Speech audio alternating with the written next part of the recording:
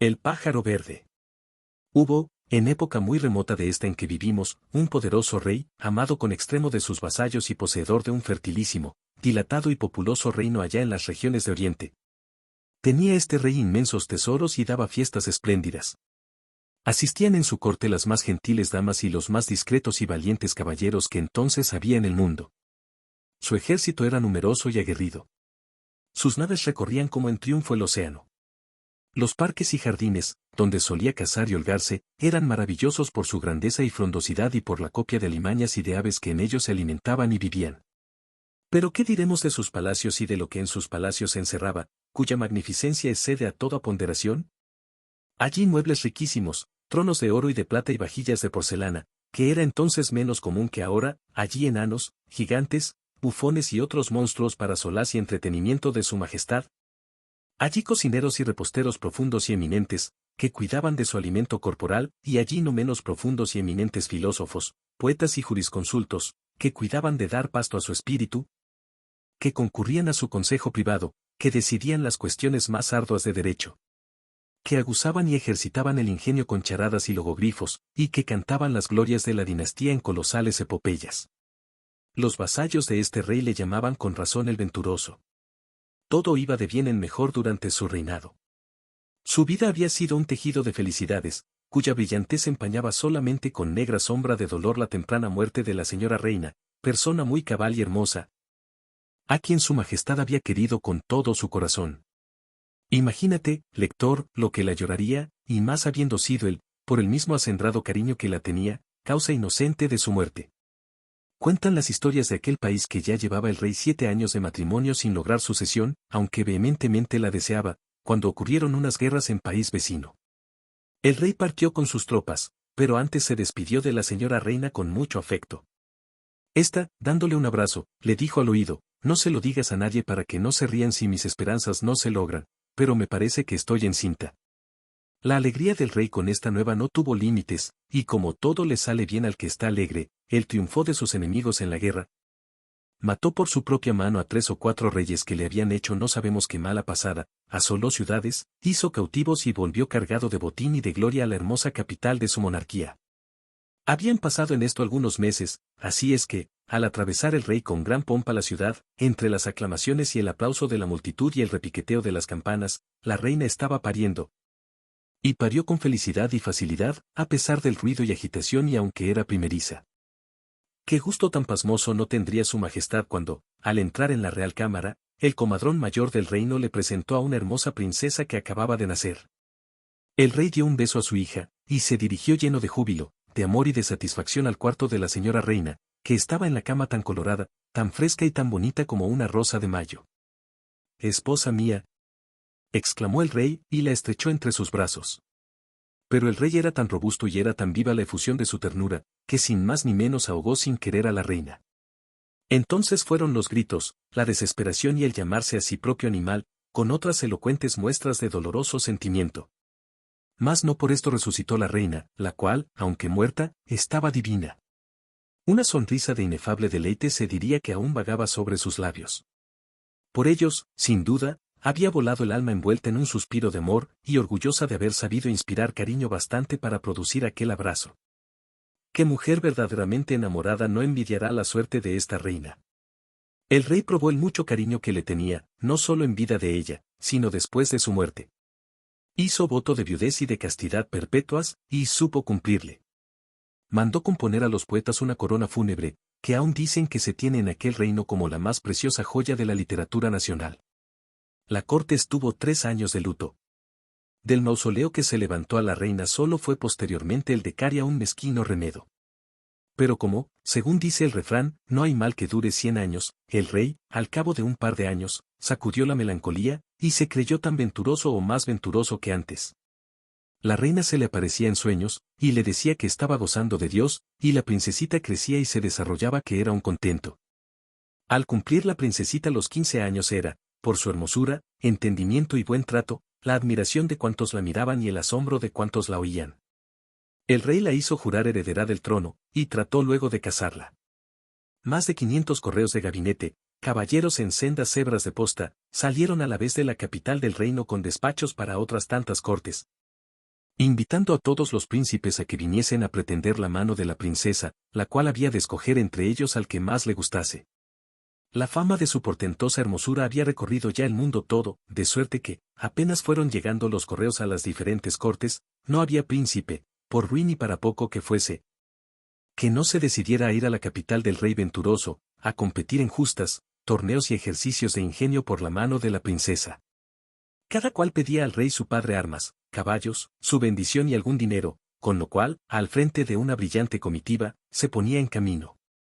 Era de ver cómo iban llegando a la corte de la princesita todos estos altos señores.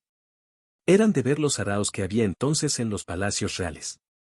Eran de admirar, por último, los enigmas que los príncipes se proponían para mostrar la respectiva agudeza, los versos que escribían, las serenatas que daban, los combates del arco, del pugilato y de la lucha, y las carreras de carros y de caballos, en que procuraba cada cual salir vencedor de los otros y ganarse el amor de la pretendida novia.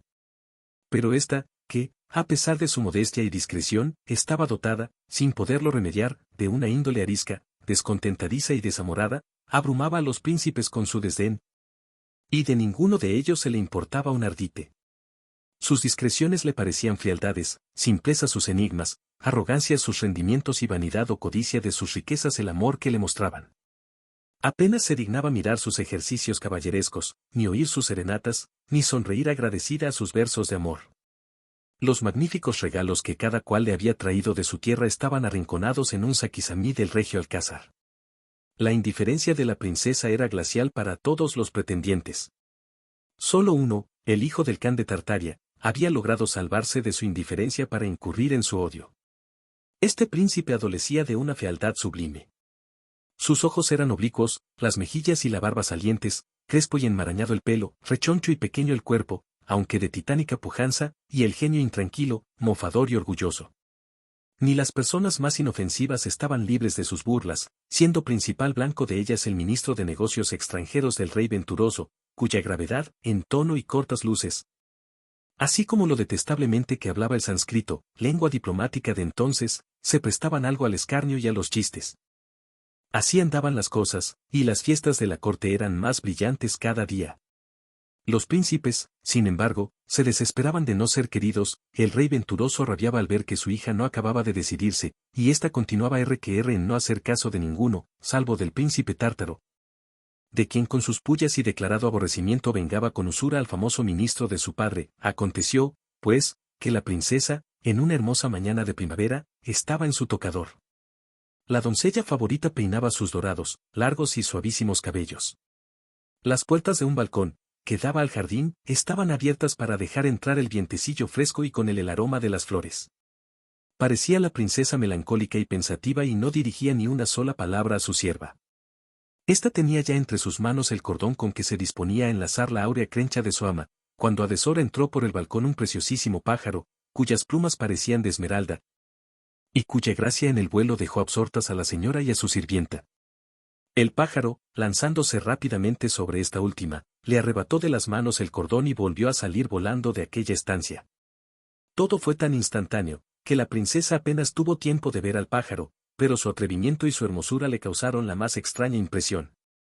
Pocos días después, la princesa, para distraer sus melancolías, tejía una danza con sus doncellas, en presencia de los príncipes.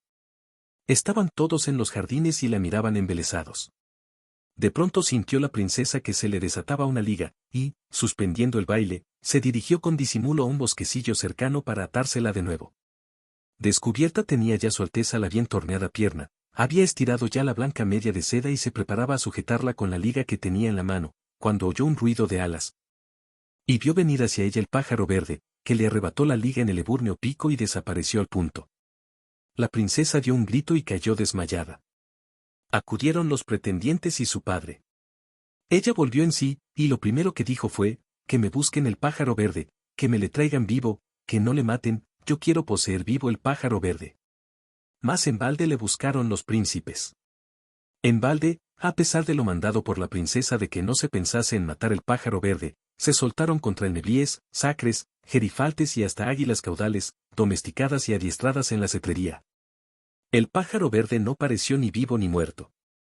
El deseo no cumplido de poseerle atormentaba a la princesa y acrecentaba su mal humor. Aquella noche no pudo dormir. Lo mejor que pensaba de los príncipes era que no valían para nada. Apenas vino el día, se alzó del lecho, y en ligeras ropas de levantar, sin corsé ni miriñaque, más hermosa e interesante en aquel desabillé, pálida y ojerosa, se dirigió con su doncella favorita a lo más frondoso del bosque que estaba a la espalda de palacio, y donde se alzaba el sepulcro de su madre. Allí se puso a llorar y a lamentar su suerte. ¿De qué me sirven, decía, todas mis riquezas, si las desprecio, todos los príncipes del mundo, si no los amo, de que mi reino, si no te tengo a ti, madre mía, y de que todos mis primores y joyas, si no poseo el hermoso pájaro verde? Con esto, y como para consolarse algo, desenlazó el cordón de su vestido y sacó del pecho un rico guardapelo, donde guardaba un rizo de su madre, que se puso a besar. Más apenas empezó a besarle, cuando acudió más rápido que nunca el pájaro verde, tocó con su ebúrneo pico los labios de la princesa y arrebató el guardapelo, que durante tantos años había reposado contra su corazón, y en tan oculto y deseado lugar había permanecido. El robador desapareció enseguida, remontando el vuelo y perdiéndose en las nubes. Esta vez no se desmayó la princesa, antes bien, se paró muy colorada y dijo a la doncella, mírame, mírame los labios, ese pájaro insolente me los ha herido, porque me arden. La doncella los miró y no notó picadura ninguna, pero indudablemente el pájaro había puesto en ellos algo de ponzoña, porque el traidor no volvió a aparecer en adelante, y la princesa fue desmejorándose por grados, hasta caer enferma de mucho peligro. Una fiebre singular la consumía, y casi no hablaba sino para decir, que no le maten, que me le traigan vivo, yo quiero poseerle. Los médicos estaban de acuerdo en que la única medicina para curar a la princesa era traerle vivo el pájaro verde. Mas, ¿dónde hallarle? Inútil fue que le buscasen los más hábiles cazadores. Inútil que se ofreciesen sumas enormes a quien le trajera. El rey venturoso reunió un gran congreso de sabios a fin de que averiguasen, so pena de incurrir en su justa indignación, quién era y dónde vivía el pájaro verde, cuyo recuerdo atormentaba a su hija. 40 días y 40 noches estuvieron los sabios reunidos, sin cesar de meditar y disertar sino para dormir un poco y alimentarse. Pronunciaron muy doctos y elocuentes discursos, pero nada averiguaron. Señor, dijeron al cabo todos ellos al rey, postrándose humildemente a sus pies e hiriendo el polvo con las respetables frentes, somos unos mentecatos, haz que nos ahorquen, nuestra ciencia es una mentira. Ignoramos quién sea el pájaro verde, y solo nos atrevemos a sospechar si será acaso el ave fénix de la Arabia. Levantaos, contestó el rey con notable magnanimidad, yo os perdono y os agradezco la indicación sobre el ave fénix. Sin tardanza saldrán 7 de vosotros con ricos presentes para la reina de Sabá y con todos los recursos de que yo puedo disponer para cazar pájaros vivos. El fénix debe de tener su nido en el país sabeo, y de allí habéis de traérmele, si no queréis que mi cólera regia os castigue, aunque tratéis de evitarla escondiéndoos en las entrañas de la tierra. En efecto, salieron para el Arabia 7 sabios de los más versados en lingüística, y entre ellos el ministro de Negocios Extranjeros, sobre lo cual tuvo mucho que reír el príncipe tártaro. Este príncipe envió también cartas a su padre, que era el más famoso encantador de aquella edad, consultándole sobre el caso del pájaro verde. La princesa, en el ínterin, seguía muy mal de salud y lloraba tan abundantes lágrimas, que diariamente empapaba en ellas más de 50 pañuelos. Las lavanderas de palacio estaban con esto muy afanadas, y como entonces ni la persona más poderosa tenía tanta ropa blanca como ahora se usa, no hacían más que ir a lavar al río. Una de estas lavanderas, que era, valiéndolos de cierta expresión a la moda, una pollita muy simpática, volvía un día, al anochecer, de lavar en el río los lacrimosos pañuelos de la princesa. En medio del camino, y muy distante aún de las puertas de la ciudad, se sintió algo cansada y se sentó al pie de un árbol. Sacó del bolsillo una naranja, y ya iba a mondarla para comérsela, cuando se le escapó de las manos y empezó a rodar por aquella cuesta abajo con singular ligereza. La muchachuela corrió en pos de su naranja, pero mientras más corría más la naranja se adelantaba, sin que jamás se parase y sin que ella llegase a alcanzarla en la carrera, si bien no la perdía de vista. Cansada de correr, y sospechando, aunque poco experimentada en las cosas del mundo, que aquella naranja tan corredora no era del todo natural, la pobre se detenía a veces y pensaba en desistir de su empeño. Pero la naranja al punto se detenía también, como si ya hubiese cesado en su movimiento y convidase a su dueño a que de nuevo la cogiese. Llegaba ella a tocarla con la mano, y la naranja se le deslizaba otra vez y continuaba su camino. Embelesada estaba la lavanderilla en tan inaudita persecución, cuando notó al fin que se hallaba en un bosque intrincado, y que la noche se le venía encima, oscura como boca de lobo. Entonces tuvo miedo, y rompió en desconsoladísimo llanto. La oscuridad creció rápidamente, y ya no le permitió ni ver la naranja, ni orientarse, ni dar con el camino para volverse atrás. Iba, pues, vagando a la aventura, afligidísima y muerta de hambre y cansancio, cuando columbró no muy lejos unas brillantes lucecitas. Imaginó ser las de la ciudad, dio gracias a Dios, y enderezó sus pasos hacia aquellas luces. Pero, cuán grande no sería su sorpresa al encontrarse, a poco trecho y sin salir del intrincado bosque, a las puertas de un suntuosísimo palacio, que parecía un ascua de oro por lo que brillaba, y en cuya comparación pasaría por una pobre choza el espléndido alcázar del rey venturoso.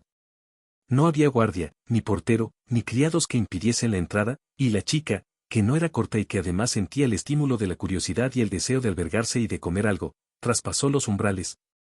Subió por una ancha y lujosa escalera de bruñido jaspe, y empezó a discurrir por los más ricos y elegantes salones que imaginarse pueden, aunque siempre sin ver a nadie. Los salones estaban, sin embargo, profusamente iluminados por 1000 lámparas de oro, cuyo perfumado aceite difundía suavísima fragancia. Los primorosos objetos que en los salones había eran para espantar por su riqueza y exquisito gusto, no ya a la lavanderilla, que poco de esto había disfrutado, sino a la mismísima reina Victoria, que hubiera confesado la relativa inferioridad de la industria inglesa, y hubiera dado patentes y medallas a los inventores y fabricantes de todos aquellos artículos. La lavandera los admiró a su sabor, y admirándolos se fue poco a poco hacia un sitio de donde salía un rico olorcillo de viandas muy suculento y delicioso. De esta suerte llegó a la cocina, pero ni jefe, ni sota cocineros, ni pinches, ni fregatrices había en ella, todo estaba desierto, como el resto del palacio. Ardían, no obstante, el fogón, el horno y las hornillas, y en ellos estaban al fuego infinito número de peroles, cacerolas y otras vasijas. Levantó nuestra aventurera la cubierta de una cacerola y vio en ella unas anguilas, levantó otra y vio una cabeza de jabalí desosada y rellena de pechugas de faisanes y de trufas, en resolución.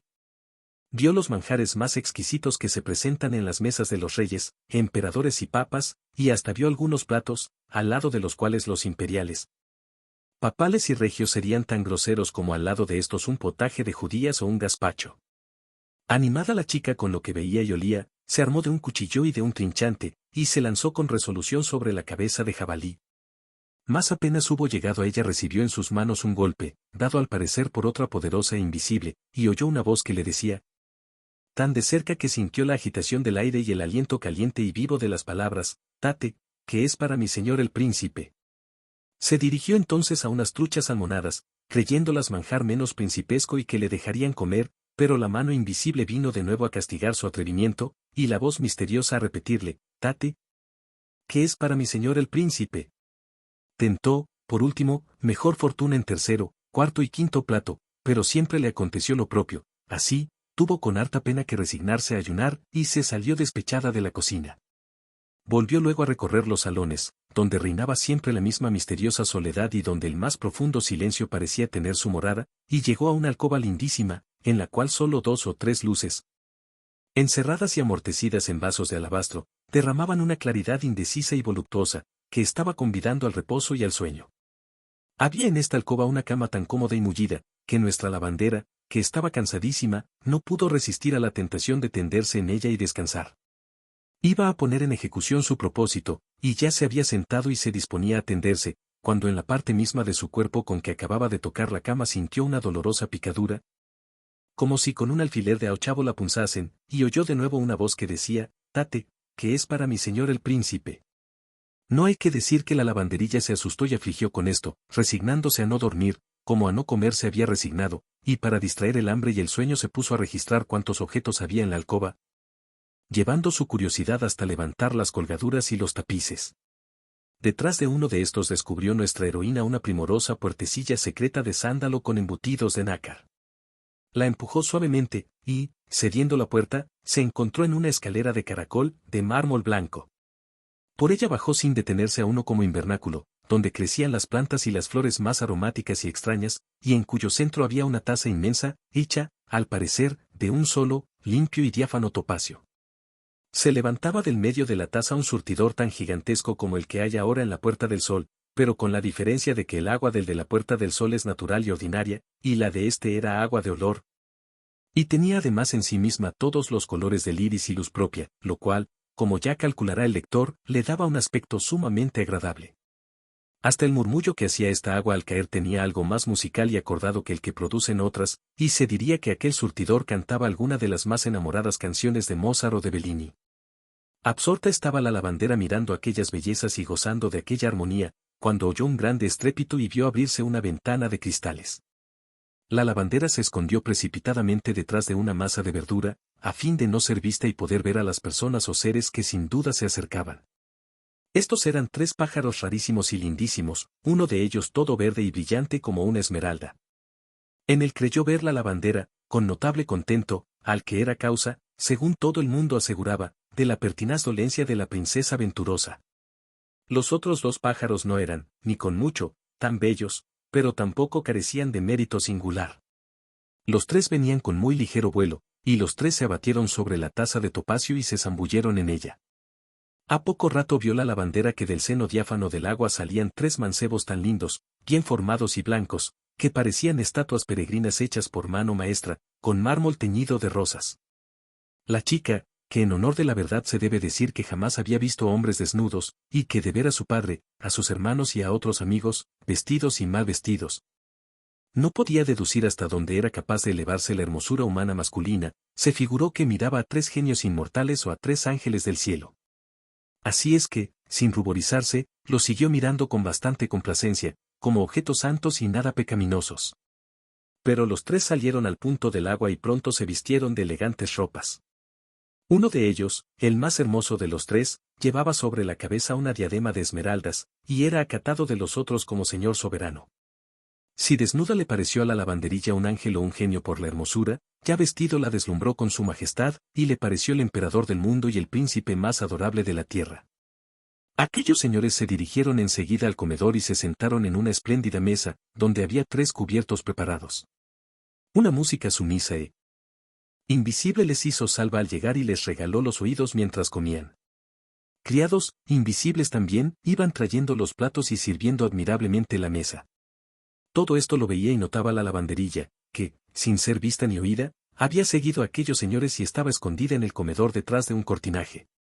Desde allí pudo oír algo de la conversación y comprender que el más hermoso de los mancebos era el príncipe heredero del grande imperio de la China, y los otros 2, el uno su secretario y el otro su escudero más querido, los cuales estaban encantados y transformados en pájaros durante todo el día, y solo por la noche recobraban su ser natural, previo el baño de la fuente.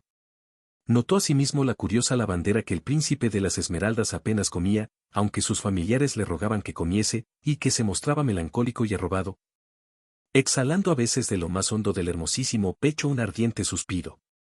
Refieren las crónicas que vamos extractando que, terminado ya aquel opíparo y poco alegre festín, el príncipe de las Esmeraldas, volviendo en sí como de algún sueño, alzó la voz y dijo: «Secretario, tráeme la cajita de mis entretenimientos». El secretario se levantó de la mesa y volvió de allí a poco con la cajita más preciosa que han visto ojos mortales. Aquella en que encerró Alejandro la Ilíada era, en comparación de esta, más chapucera y pobre que una caja de turrón de Gijona.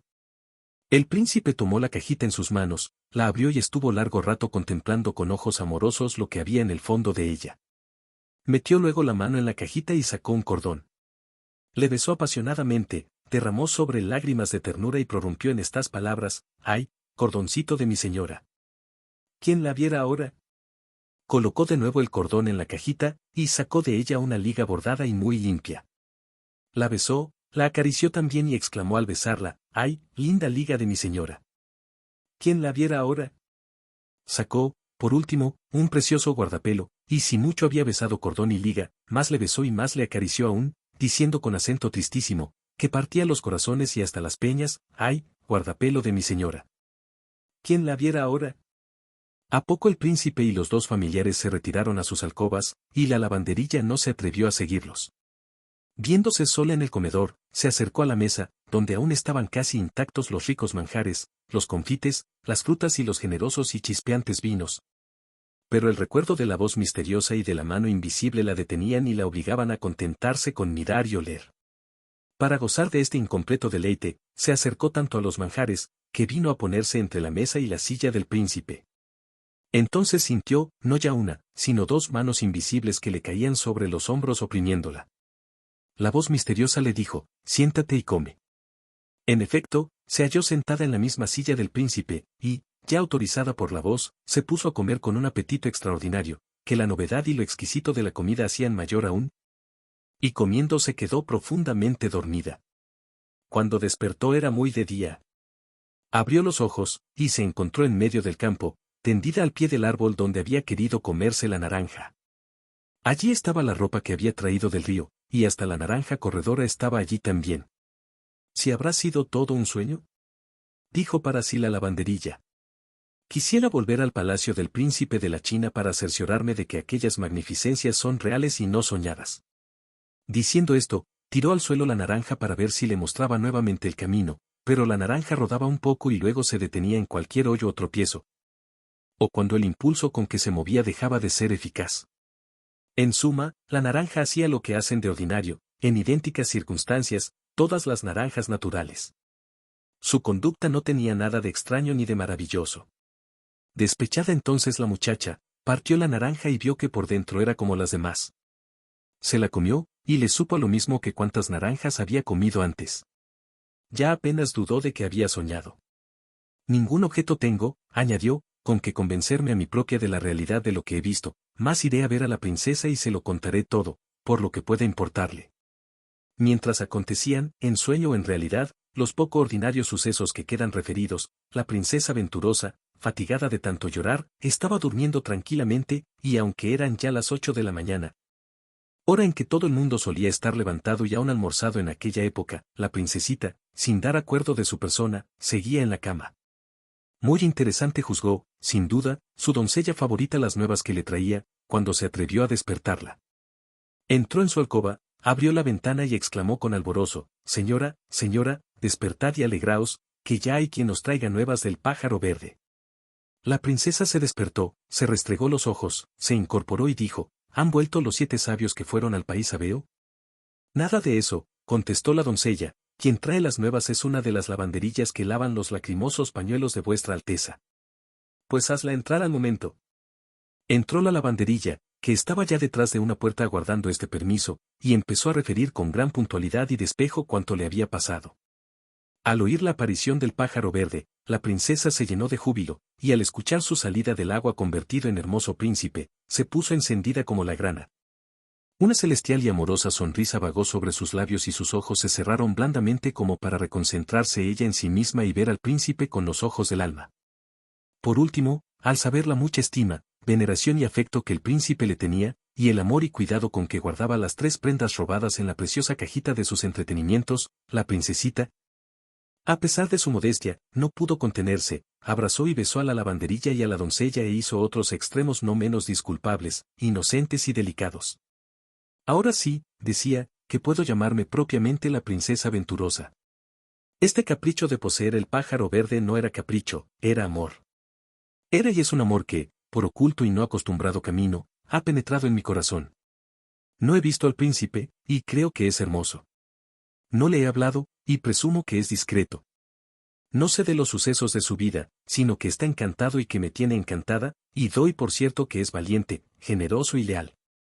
Señora, dijo la lavanderilla, yo puedo asegurar a vuestra alteza que el príncipe, si mi visión no es un sueño vano, parece un pino de oro, y tiene una cara tan bondadosa y dulce que da gloria verla. El secretario no es mal mozo tampoco, pero al que yo, no sé por qué, le he tomado afición, es al escudero. Tú te casarás con el escudero, replicó la princesa. Mi doncella, si gusta, se casará con el secretario, y ambas seréis mandarinas y damas de mi corte. Tu sueño no ha sido sueño, sino realidad. El corazón me lo dice. Lo que importa ahora es desencantar a los 3 pájaros mancebos. ¿Y cómo podremos desencantarlos? Dijo la doncella favorita. Yo misma, contestó la princesa, iré al palacio en que viven y allí veremos. Tú me guiarás, lavanderilla. Esta, que no había terminado su narración, la terminó entonces, e hizo ver que no podía servir de guía. La princesa la escuchó con mucha atención, estuvo meditando un rato, y dijo. Luego a la doncella, ve a mi biblioteca y tráeme el libro de los reyes contemporáneos y el almanaque astronómico. Venidos que fueron estos volúmenes, hojeó la princesa el de los reyes, y leyó en alta voz los siguientes renglones. El mismo día en que murió el emperador chinesco, su único hijo, que debía heredarle. Desapareció de la corte y de todo el imperio. Sus súbditos, creyéndole muerto, han tenido que someterse al Kan de Tartaria. ¿Qué deducís de eso, señora?, dijo la doncella. ¿Qué he de deducir?, respondió la princesa venturosa, sino que el Kan de Tartaria es quien tiene encantado a mi príncipe para usurparle la corona. He ahí por qué aborrezco yo tanto al príncipe tártaro. Ahora me lo explico todo. Pero no basta explicárselo, menester es remediarlo, dijo la lavandera. De ello trato, añadió la princesa, y para ello conviene que al instante se manden hombres armados, que inspiren la mayor confianza a todos los caminos y encrucijadas por donde puedan venir los correos que envió el príncipe tártaro al rey su padre, para consultarle sobre el caso del pájaro verde.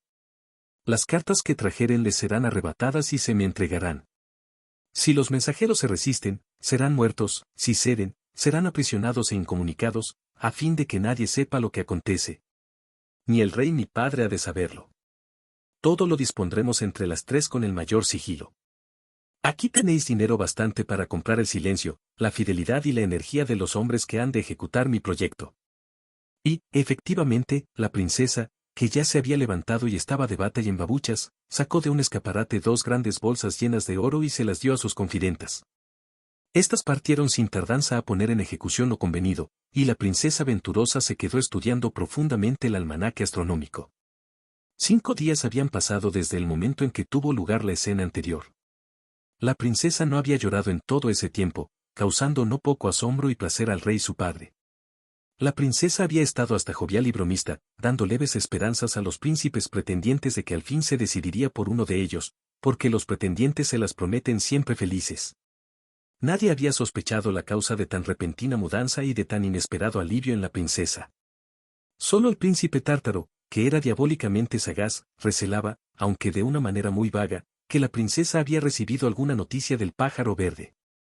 Tenía, además, el príncipe tártaro el misterioso presentimiento de una gran desgracia, y había adivinado por el arte mágica, que su padre le enseñara, que en el pájaro verde debía mirar un enemigo.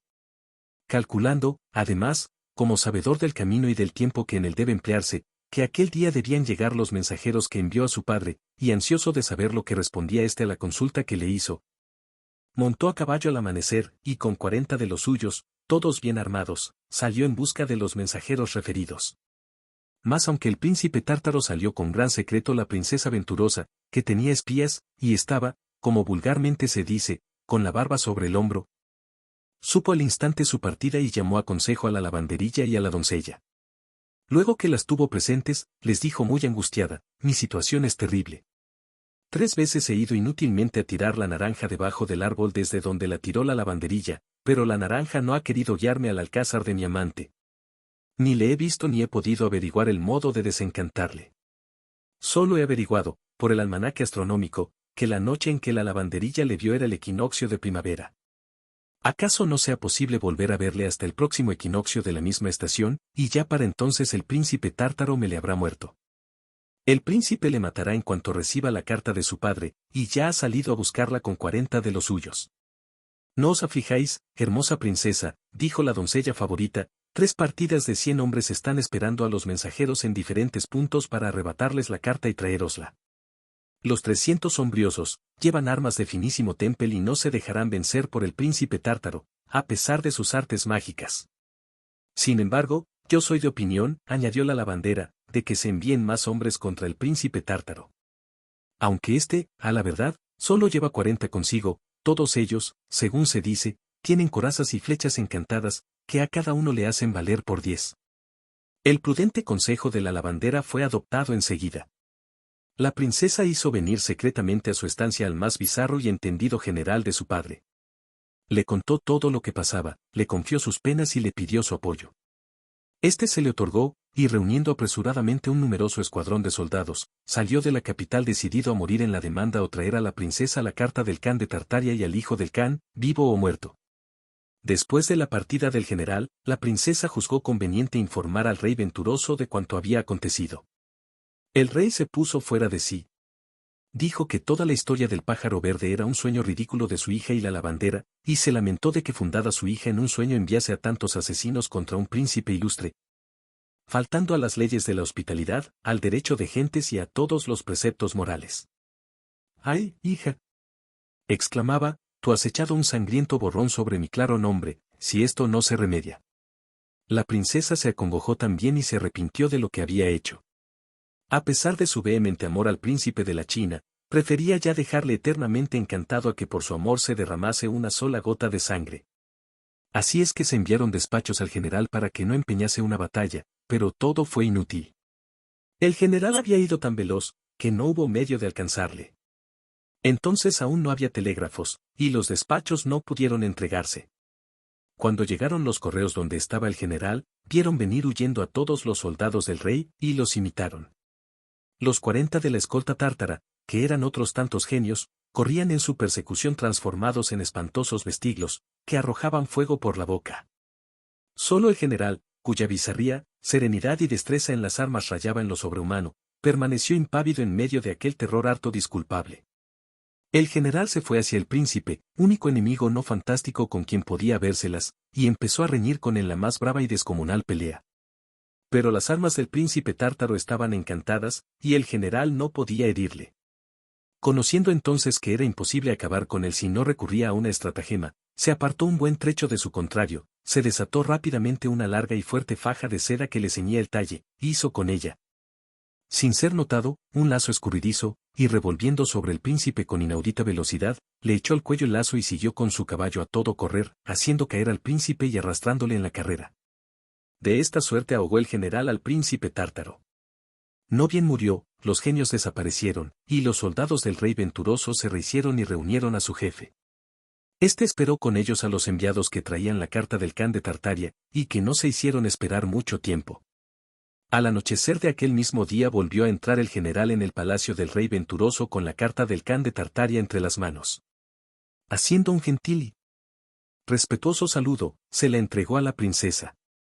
Rompió ésta el sello y se puso a leer, pero inútilmente, no entendió una palabra. Al rey venturoso le sucedió lo mismo. Llamaron a todos los empleados en la interpretación de lenguas, que no descifraron tampoco aquella escritura. Los individuos de las 12 reales academias vinieron luego y no se mostraron más hábiles.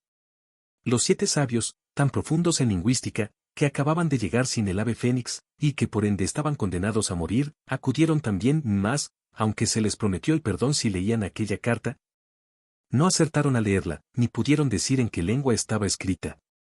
El rey venturoso se creyó entonces el más desventurado de todos los reyes, se lamentó de haber sido cómplice de un crimen inútil, y temió la venganza del poderoso Kan de Tartaria.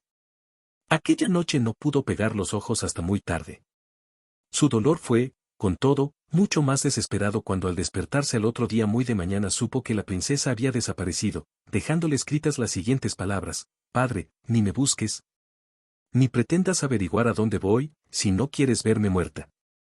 Bástete saber que vivo y que estoy bien de salud, aunque no volverás a verme hasta que tenga descifrada la carta misteriosa del Kan y desencantado a mi querido príncipe.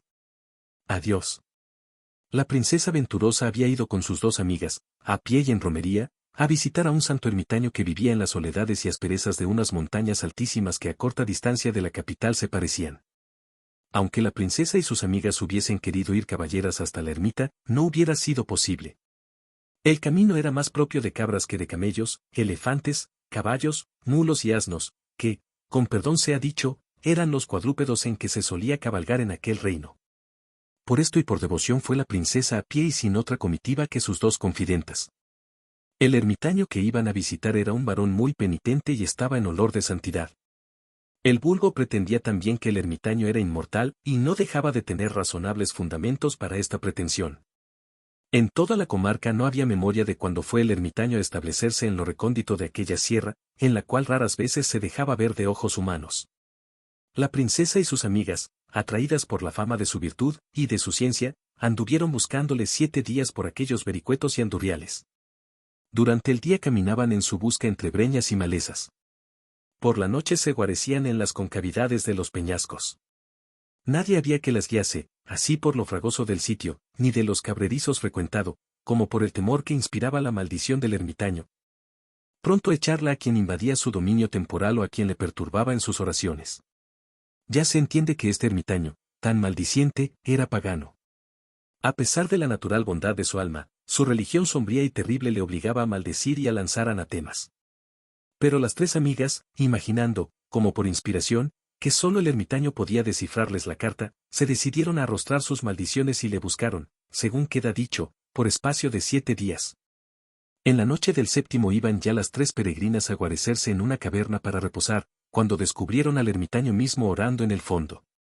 Una lámpara iluminaba con luz incierta y melancólica aquel misterioso retiro. Las tres temblaron de ser maldecidas, y casi se arrepintieron de haber ido hasta allí. Pero el ermitaño, cuya barba era más blanca que la nieve, cuya piel estaba más arrugada que una pasa y cuyo cuerpo se asemejaba a un consunto esqueleto, echó sobre ellas una mirada penetrante con unos ojos, aunque hundidos, relucientes como dos ascuas, y dijo con voz entera, alegre y suave: Gracias al cielo que al fin estáis aquí. 100 años a que os espero. Deseaba la muerte, y no podía morir hasta cumplir con vosotras un deber que me ha impuesto el rey de los genios. Yo soy el único sabio que habla aún y entiende la lengua riquísima que se hablaba en Babel antes de la confusión. Cada palabra de esta lengua es un conjuro eficaz que fuerza y mueve a las potestades infernales a servir a quien la pronuncia. Las palabras de esta lengua tienen la virtud de atar y desatar todos los lazos y leyes que unen y gobiernan las cosas naturales. La cábala no es sino un remedo groserísimo de esta lengua incomunicable y fecunda. Dialectos pobrísimos e imperfectísimos de ella son los más hermosos y completos idiomas del día. La ciencia de ahora, mentira y charlatanería, en comparación de la ciencia que aquella lengua llevaba en sí misma. Cada nombre de esta lengua contiene en sus letras la esencia de la cosa nombrada y sus ocultas calidades. Las cosas todas, al oírse llamar por su verdadero nombre, obedecen a quien las llama. Era tal el poder del linaje humano cuando poseía esta lengua, que pretendió escalar el cielo, y lo hubiera indudablemente conseguido si el cielo no hubiese dispuesto que la lengua primitiva se olvidase. Solo 3 sabios bien intencionados, de los cuales han muerto ya 2, guardaron en la memoria aquel idioma. Le guardaron a sí mismo, por especial privilegio de los diablos, Membrot y sus descendientes. El último de estos murió, una semana ha, por disposición tuya, oh princesa venturosa, y ya no queda en el mundo sino una sola persona que pueda descifrarte la carta del Khan de Tartaria. Esa persona soy yo, y para hacerte ese servicio, el rey de los genios ha conservado siglos mi vida. Pues aquí tienes la carta, oh venerable y profundo sabio. Dijo la princesa, poniendo en manos del ermitaño el misterioso escrito. Al punto voy a descifrártela, contestó el ermitaño, y se caló los espejuelos, y se acercó a la lámpara para leer. Más de 2 horas estuvo leyendo en alta voz en la lengua en que la carta estaba escrita. A cada palabra que pronunciaba, el universo se conmovía, las estrellas se cubrían de mortal palidez, la luna temblaba en el cielo como tiembla su imagen entre las olas del océano. Y la princesa y sus amigas tenían que cerrar los ojos y que taparse los oídos para no ver los espectros que se mostraban y para no oír las voces portentosas, terribles o dolientes, que partían de las entrañas mismas de la conturbada naturaleza. Acabada la lectura, se quitó el ermitaño los espejuelos, y dijo con voz reposada: No es justo, ni conveniente, ni posible, oh princesa venturosa, que sepas todo lo que en esta abominable carta se encierra. No es justo ni conveniente, porque hay en ella tremebundos y endemoniados misterios. No es posible, porque en cuantas lenguas humanas se hablan en el día son estos misterios inefables, inenarrables y hasta inexplicables. El linaje humano, por medio de su incompleta y enfermiza razón, llegará a conocer, cuando pasen millares de años, algunos accidentes de las cosas, pero siempre ignorará la substancia que yo conozco, que conoce el Khan de Tartaria y que han conocido los sabios primitivos que se valieron, para sus elucubraciones, de esta lengua perfectísima e intransmisible ya por nuestros pecados. Pues estamos frescas, dijo la lavanderilla, si después de lo que hemos pasado para encontraros y siendo vos el único que podéis traducir esa enmarañada carta, salís ahora con que no queréis traducirla. Ni quiero ni debo, replicó el vetusto y secular ermitaño, pero sí os diré lo que la carta contiene de interés para vosotras, y os lo diré en brevísimas palabras, sin pararme en dibujos. Porque los momentos de mi vida están contados y mi muerte se acerca. El príncipe de la China es, por sus virtudes, talento y hermosura, el favorito del rey de los genios, el cual le ha salvado 1000 veces de las acechanzas que el Khan de Tartaria ponía contra su vida. Viendo el Khan que le era imposible matarle, determinó valerse de un encanto para tenerle lejos de sus súbditos y reinar en lugar suyo en el celeste imperio. Bien hubiera querido el Khan que este encanto fuera indestructible y eterno, mas no pudo lograrlo, a pesar de sus maravillosos conocimientos en la magia. El rey de los genios se opuso a su mal deseo, y si bien no pudo hacer completamente ineficaces sus encantamientos y conjuros, supo despojarlos de gran parte de su malicia. Al príncipe, aunque convertido en pájaro, se le dio facultad para recobrar por la noche su verdadera figura. Tuvo también el príncipe un palacio donde vivir y ser tratado con todo el miramiento, honores y regalo debidos a su augusta categoría. Se acordó, por último, su desencanto si se cumplían las siguientes condiciones, que el Khan, así por la mala opinión que tiene de las mujeres como por lo pervertida y viciosa que está la raza humana en general, juzgó imposible de cumplir. Fue la primera condición, ya cumplida, que una mujer de 20 años, discreta, briosa y apasionada y de la más baja clase del pueblo, viese a los 3 mancebos encantados, que son los más hermosos que hay en el mundo, salir desnudos del baño, y que la limpieza y castidad de su alma fuesen tales que no se turbasen ni empañasen con el más ligero estímulo de liviandad. Esta prueba había de hacerse en el equinoccio de primavera, cuando la naturaleza toda excita al amor. La mujer debía sentirle por la hermosura y admirarla vivamente, pero de un modo espiritual y santísimo. Fue la segunda condición, ya cumplida también, que el príncipe, sin poder mostrarse sino 3 instantes, y esto bajo la forma de pájaro verde, inspirase un amor tan vehemente y casto como invencible a una princesa de su clase. La tercera condición, que ahora se está acabando de cumplir, fue que la princesa se apoderase de esta carta, y que yo la interpretara. La cuarta y última condición, en cuyo cumplimiento habéis de intervenir las 3 doncellas que me estáis oyendo, es como sigue. Solo me quedan 2 minutos de vida, más antes de morir os pondré en el palacio del príncipe, al lado de la taza de topacio. Allí irán los pájaros y se zambullirán, y se transformarán en hermosísimos mancebos. Vosotras 3 los veréis, más habéis de conservar, viéndolos, toda la castidad de vuestros pensamientos y toda la virginidad de vuestras almas, amando, empero, cada una a uno de los 3, con un amor santo e inocente. La princesa ama ya al príncipe de la China y la lavanderilla al escudero, y ambas han mostrado la inocencia de su amor, ahora falta que la doncella favorita de la princesa se enamore del secretario por idéntico estilo. Cuando los 3 mancebos encantados vayan al comedor, los seguiréis sin ser vistas, y allí permaneceréis hasta que el príncipe pida la cajita de sus entretenimientos y diga, besando el cordoncito, ¡ay, cordoncito de mi señora! ¿Quién la viera ahora? La princesa entonces, y vosotras con la princesa, os mostraréis al punto, y cada una dará un tierno beso en la mejilla izquierda al objeto de su amor. El encanto quedará deshecho en el acto, el Khan de Tartaria morirá de repente y el príncipe de la China, no solo poseerá el celeste imperio, sino que heredará asimismo todos los kanatos, reinos y provincias que por derecho propio posee aquel encantador endiablado. Apenas el ermitaño acabó de decir estas palabras, hizo una mueca muy rara, entreabrió la boca, estiró las piernas y se quedó muerto. La princesa y sus amigas se encontraron de súbito detrás de una masa de verdura, al lado de la taza de topacio. Todo se cumplió como el ermitaño había dicho. Las 3 estaban enamoradas, las 3 eran castísimas e inocentes. Ni siquiera en el punto comprometido de dar el regalado y apretado beso sintieron más que una profunda conmoción toda mística y pura. Así es que inmediatamente quedaron desencantados los 3 mancebos. La China y la Tartaria fueron dichosas bajo el cetro del príncipe. La princesa y sus amigas lo fueron más aún casadas con aquellos hombres tan lindos. El rey venturoso abdicó y se fue a vivir a la corte de su yerno, que estaba en Pekín. El general que mató al príncipe tártaro obtuvo todas las condecoraciones de China, el título de primer mandarín y una pensión de miles para él y sus herederos. Se cuenta, por último, que la princesa venturosa y el ya emperador de China vivieron largos y felices años y tuvieron media docena de chiquillos a cual más hermosos. La lavanderilla y la doncella, con sus respectivos maridos, siguieron siempre gozando del favor de sus majestades y siendo los señores más principales de toda aquella tierra. Parsondes, aunque se ame y se respete la virtud, no se debe creer que sea tan vocinglera y tan espantadiza como la de ciertos censores del día. Si hubiéramos de escribir a gusto de ellos, si hubiéramos de tomar su rigidez por valedera y no fingida, y si hubiéramos de ajustar a ella nuestros escritos, tal vez ni las agonías del tránsito de la muerte, de Venegas, ni los gritos del infierno, del padre Boneta, serían edificantes modelos que imitar. Por desgracia, la rigidez es solo aparente. La rigidez no tiene otro resultado que el de exasperar los ánimos, haciéndoles dudar y burlarse, aunque solo sea en sueños, de la hipocresía farisaica que ahora se usa. Véase, si no, el sueño que ha tenido un amigo nuestro, y que trasladamos aquí íntegro, cuando no para recreo, para instrucción de los lectores. Nuestro amigo soñó lo que sigue: más de 2600 años ha, era yo en Susa un sátrapa muy querido del gran rey Arteo, y el más rígido, grave y moral de todos los sátrapas. El santo varón Parsondes había sido mi maestro, y me había comunicado todo lo comunicable de la ciencia y de la virtud del primer Zoroastro.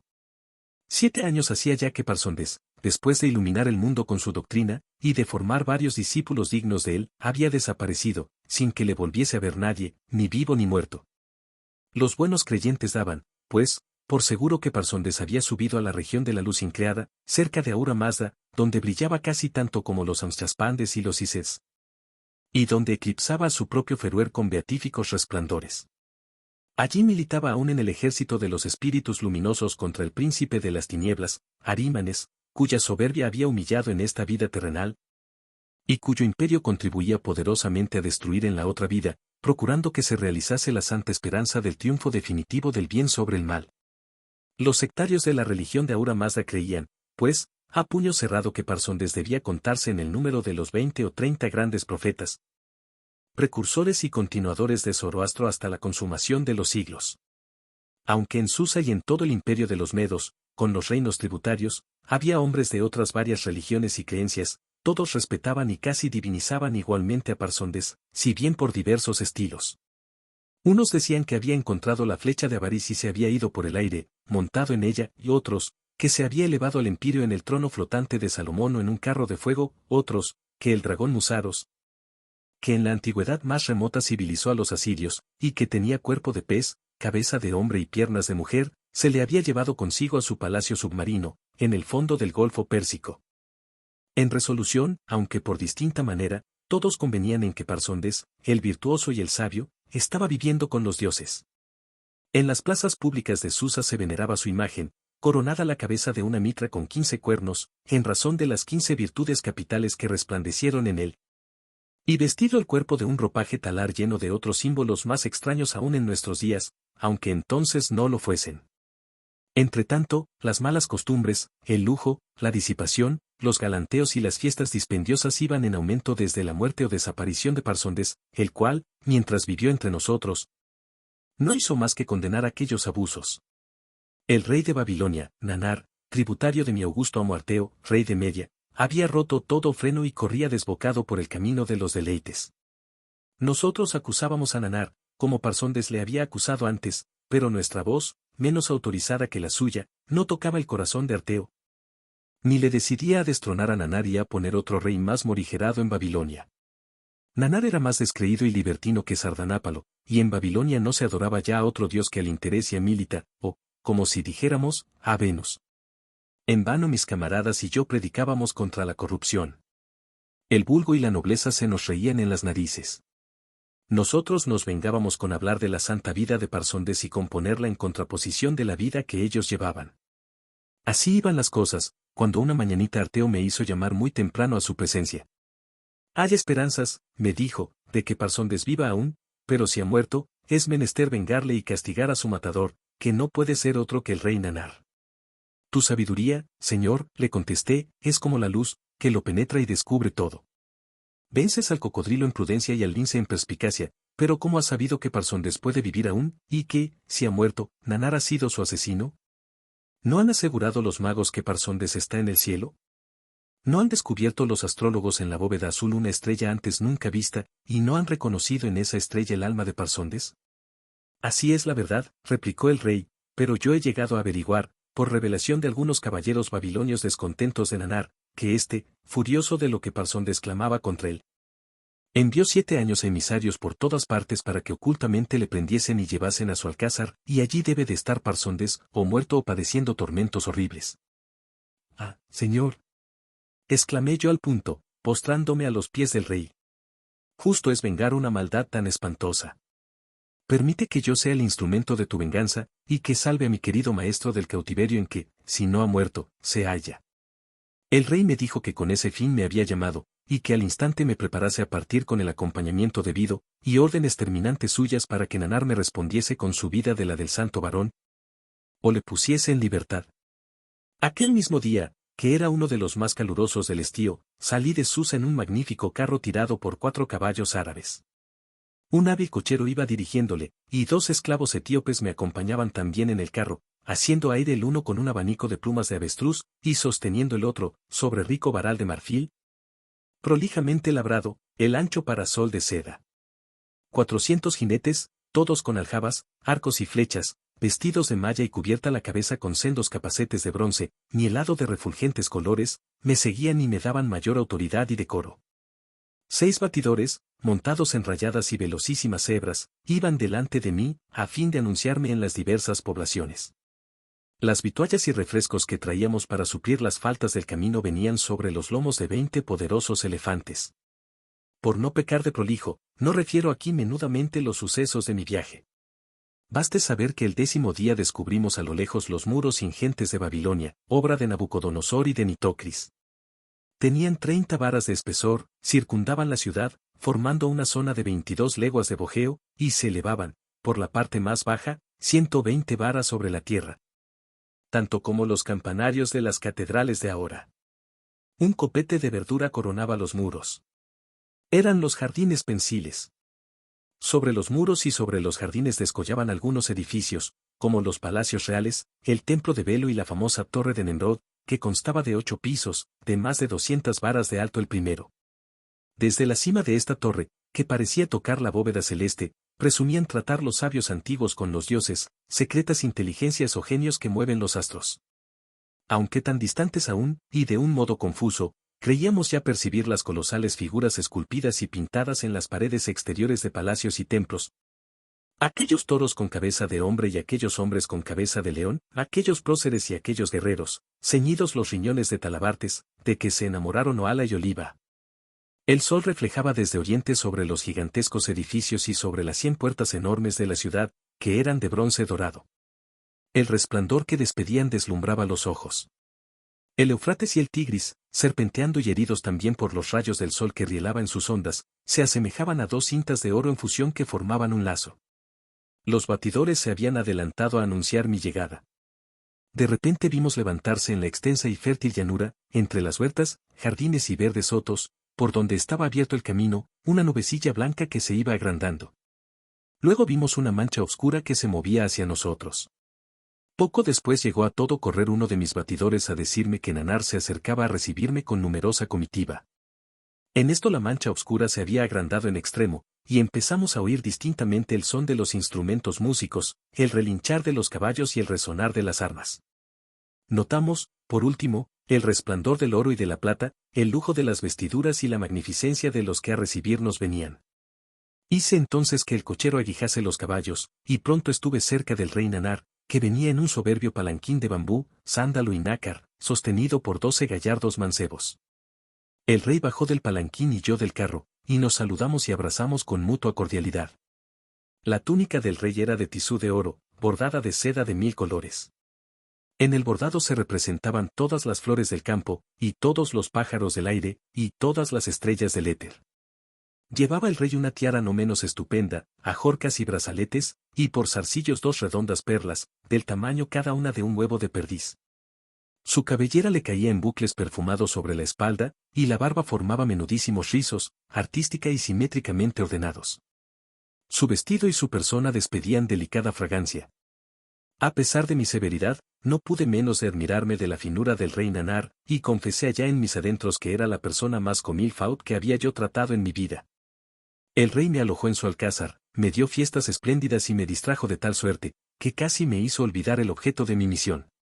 Ya teníamos un concierto, ya un baile, ya una cena por el estilo de la que dio Baltasar muchos años después. Yo no me atrevía a preguntar al rey qué había hecho de Parsondes. Yo no comprendía que un señor tan excelente, que agasajaba y regalaba a los huéspedes con aquella elegancia y cortesanía, hubiese dado muerte o tuviese en duro cautiverio a mi querido maestro. Por último, una noche me armé de toda mi austeridad y resolución, y dije a Nanar, en nombre del rey mi amo, que en el momento mismo iba a decir dónde estaba el virtuoso Parsondes, si no quería perder el reino y la vida. Nanar, en vez de contestarme, hizo venir al punto a todas las bayaderas y cantatrices que había en el alcázar, se entiende que fuera del recinto, hareno como quiera llamarse, reservado a sus mujeres. Las tales sacerdotisas de Mélita pasaban de 900, y eran de lo más bello y habilidoso que a duras penas pudiera encontrarse en toda el Asia. Las muchachas llegaron bailando, cantando y tocando flautas, crótalos y salterios, que era cosa de gusto el verlas y el oírlas. Yo me quedé absorto.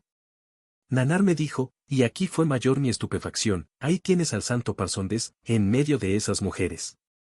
Parsondes, ven acá y saluda a tu antiguo discípulo. Salió entonces del centro de aquella turba femenina uno que, a no ser por la barba, hubiera podido confundirse con las mujeres. Traía pintadas las cejas de negro, de azul los párpados, a fin de que brillasen más los ojos, y las mejillas cubiertas de colorete. Estaba todo perfumado, su traje era casi tan rico como el del rey, su andar, afeminado y lánguido, de sus orejas pendían zarcillos primorosos, de su garganta, un collar de perlas, ceñía su frente una guirnalda de flores. Era el mismo Parsondes, que me echó los brazos al cuello. Yo soy, me dijo, muy otro del que antes era. Vuélvete, si quieres, a Susa, pero no digas que vivo aún, para que no se escandalicen los magos, y para que sigan teniendo un ejemplo reciente de santidad a que recurrir. Nanar se vengó de mi ruda y desaliñada virtud haciéndome prisionero y mandando que me enjabonasen y fregasen con un estropajo. Después han seguido lavándome y perfumándome 2 veces al día, regalándome a pedir de boca, y obligándome a estar en compañía de todas estas alegres señoritas, donde he acabado por olvidarme de Zoroastro y de mis austeras predicaciones, y por convencerme de que en esta vida se ha de procurar pasarlo lo mejor posible, sin ocuparse en la vida de los otros.